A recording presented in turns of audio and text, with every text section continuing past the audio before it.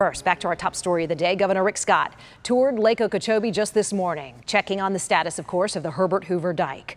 Thanks to the rain and those king tide that we've been reporting on, the lake topped 17 feet, far above levels that engineers frankly are comfortable with. The Now's Alana Quillen live for us at Clewiston, right there at the dike this afternoon with the very latest on the repairs going on. Alana? Well, Shannon, those repairs continue at the Herbert Hoover Dike, with Governor Scott still sticking to his completion plan of 2022. But I want to show you how close the dike is and the lake is to people who live here. Just right to my right over here is Lake Okeechobee.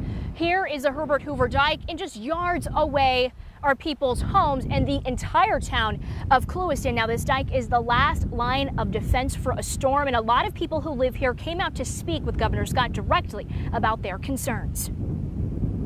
Lake Okeechobee is at a critical high point. A lot of people died here before the dike was built. It's important that we really take care of this. Words from Governor Rick Scott, standing on the very ground where thousands of people died during the 1928 hurricane, including Janet Taylor's family. I actually had an uncle that got killed in the 1928 hurricane, so that's why it's so important to me to get it fixed. Still living around the lake, Taylor and her neighbors say Irma was a big wake-up call. I evacuated during the mandatory evacuation, and when I returned home, my ceiling was in my living room. So it's very important that we not only be prepared for these disasters that come our way, but we need to do what we can to make certain that the Herbert Hoover Dike is repaired, because that's a disaster that doesn't have to happen. As seen from Chopper 5, Lake O is now sitting at just over 17 feet, expected to crest at 17.5. The Army Corps says they haven't found any distresses on the dike so far. I have teams that are doing daily inspections along the southern end of the dike, and then they're also inspecting the lesser risk northern end of the dike. Governor Scott wouldn't cite specifics, but did say there would be an evacuation plan in place if any problems arise. We're going to be in constant contact. If the Corps finds a problem,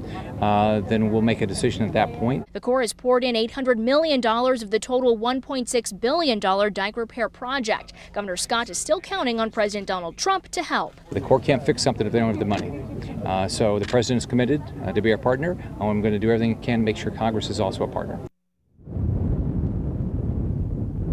Now, the Corps told us today they're not expecting any distresses on the dike in the next couple of weeks, but that does not account for any future storms. Now, as for Lake O discharges, the Corps stopped releasing water into the St. Lucie estuary because of the king tide, but they said they will resume those discharges once the tidal conditions improve.